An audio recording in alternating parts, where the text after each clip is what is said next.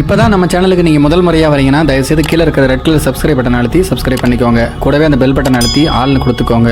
அப்போ தான் நம்ம போடுற வீடியோ உங்களுக்கு தினமும் கிடைக்கும். சரி வாங்க இப்போ நம்ம வீடியோக்குள்ளே போகலாம்.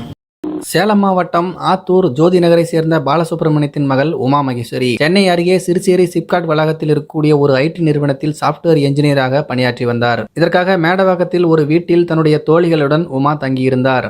இப்படிப்பட்ட நிலைமையில்தான் கடந்த 13ஆம் தேதி வேலைக்கு சென்ற உமா வீட்டுக்கு திரும்பி வரவில்லை. இதுகுறித்து உமாவுடைய தந்தை பாலசுப்ரமணியம் கேளம்பாக்கம் காவல் நிலையத்தில் புகார் செய்தார். அந்த புகாரின் அடிப்படையில் போலீசார் வழக்குப்பதிவு செய்து உமாவை தேடி வந்தனர். இப்படிப்பட்ட நிலைமையில்தான் சிறுசேரி சிப்காட் வளாகத்தில் இருக்கக்கூடிய ஒரு புதரில் இருந்து உமா மகேஸ்வரி அழுகிய நிலைமையில் சடலமாக கடந்த சனிக்கிழமை மீட்கப்பட்டார். போலீசாருடைய விசாரணையில் உமா மகேஸ்வரி பாலியல் பலாத்காரம் செய்யப்பட்டு கத்தியால் குத்தி கொலை செய்யப்பட்டு அங்கு வீசப்பட்டிருப்பது தெரிய வந்தது. இந்த சம்பவம் குறித்து கேளம்பாக்கம் போலீசார் வழக்குப்பதிவு செய்து விசாரித்தனர். இதற்கிடையே டிஜிபி ராமானுஜம் உமா மகேஸ்வரின் கொலை வழக்கை சிபிசிஐடிக்கு மாற்றி உத்தரவிட்டார். மேலும் இந்த கொலை குறித்து சரியான தகவல் அளிப்பவர்களுக்கு ரூபாய் 2 லட்சம் வரை பரிசுத் தொகை வழங்கப்படும் என்றும் அவர் அறிவித்தார்.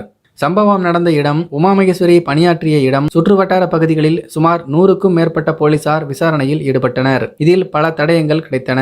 மேலும் ஆளில்லாத விமானம் மூலம் அந்த பகுதி முழுவதையும் போலீசார் புகைப்படம் எடுத்து அந்த பகுதியின் அமைப்பை தெரிந்து கொண்டனர். அதேபோல உமா கடந்த ஓராண்டாக செல்போனில் யார் யாருடன் பேசியுள்ளார், யாருடன் அதிக நேரம் பேசியுள்ளார் போன்ற தகவல்களை சேகரித்தனர். சிபிசிஐடி போலீசாரின் தீவிர விசாரணையில் வடமாநிலத்தை சேர்ந்த உத்தம் மண்டல், ராம் மண்டல் ஆகிய இருவரும் தான் உமாவை கடத்தி பாலியல் பலாத்காரம் செய்து கொலை செய்திருப்பது தெரிய வந்தது. மேலும் உமா வைத்திருந்த செல்போன், கிரெடிட் கார்டு ஆகியவற்றையும் அவர்கள் எடுத்து சென்றதும் தெரிய வந்தது. இதனையடுத்து அவர்கள் 2 பேரையும் போலீசார் கைது செய்திருக்கிறார்கள்.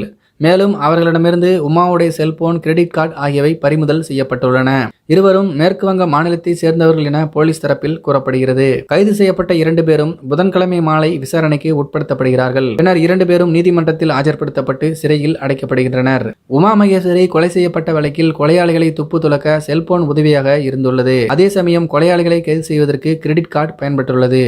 கொலையாளிகள் உமாவிடமிருந்து செல்போன் மற்றும் கிரெடிட் கார்டுகளை எடுத்து சென்றுள்ளனர். இதனையடுத்து அந்த செல்போன், கிரெடிட் கார்டு குறித்து போலீசார் விசாரணை செய்தனர். இதில் கொலையாளிகள் அந்த செல்போனில் வேறு சிம் கார்டை பயன்படுத்தியதாக தெரிகிறது. இதை IMEI எண் மூலம் கண்டறிந்த போலீசார் ஓரளவுக்கு கொலையாளிகளை நெருங்கினர். IMEI எண் கொடுத்த சிக்னல் அடிப்படையில் போலீசார் விசாரணையில் ஈடுபட்டனர். அதில் அந்த வளாகத்தில் கட்டுமான வேலையில் ஈடுபட்டிருந்த மேற்கு வங்கத்தை சேர்ந்த 4 பேர் கடந்த 13ஆம் தேதி வேலைக்கு செல்லாமல் இருந்ததும் அவர்கள் தங்குமிடத்துக்கு வராமல் இருந்ததும் தெரிய வந்தது. இதனையடுத்து அந்த 4 பேர் குறித்து அங்கு இருக்கக்கூடிய பிற கட்டிட தொழிலாளர்களிடம் போலீசார் விசாரித்தனர். விசாரணையில் அவர்கள் 4 பேரும் உமாவை கொலை செய்திருப்பதற்கான வாய்ப்புகள் அதிகம் இருப்பது என்றது தெரிய வந்தது.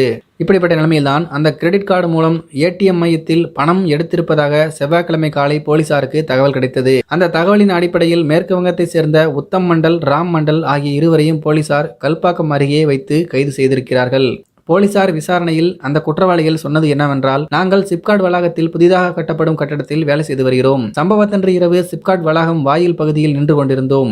அப்போது அங்குள்ள ATM மையத்தில் உமா பணம் எடுத்துவிட்டு நடந்து வந்து கொண்டிருந்தார். இதை பார்த்த நாங்கள் 4 பேரும் அவரை அங்கு இருக்கக்கூடிய புதருக்குள் தூக்கி சென்று பாலியல் பலாத்காரம் செய்து கத்தியால் குத்தி கொலை செய்துவிட்டு அவர் வைத்திருந்த செல்போன், கிரெடிட் கார்டு ஆகியவற்றை எடுத்துக்கொண்டு தப்பி ஓடிவிட்டோம் என்று அவர்கள் சொல்லியிருக்கிறார்கள். இந்த சம்பவத்துக்கு பின்னர் தங்களுக்கு பயம் ஏற்பட்டதால் தலைமறைவாக இருந்ததாகவும் சொன்னார்கள். இதில் 4 பேரில் 2 பேர் ரயில் மூலம் மேற்கு வங்கத்துக்கு தப்பி ஓடிவிட்டதாக தெரிகிறது. இதனையடுத்து தப்பி ஓடிய 2 பேரையும் கைது செய்ய சிபிசிஐடி போலீசார் மேற்கு வங்கத்துக்கு விரைந்துள்ளதாக சொல்லப்படுகிறது. நான் நிறைய வட மாநிலத்துக்கு வர பசங்க கூட பழகிருக்குங்க. எல்லாரையும் குறை சொல்ல முடியாது. ஆனால் நிறைய பேர் ரொம்ப டேஞ்சரஸான ஆளுங்களாக இருக்காங்க. அதனால் வட மாநிலத்துக்காரங்க கூட பழகும்போது ஜாக்கிரதையாக பழகுங்க. இதை பற்றி உங்களுடைய கருத்துக்கள் என்ன அப்படிங்கிறத கீழே இருக்கிற கமெண்ட்ஸில் தெரியப்படுத்துங்க. மேலும் இது போன்ற வீடியோக்களை பார்க்க நம்முடைய சேனலை சப்ஸ்கிரைப் பண்ணிக்கோங்க. நன்றி, வணக்கம்.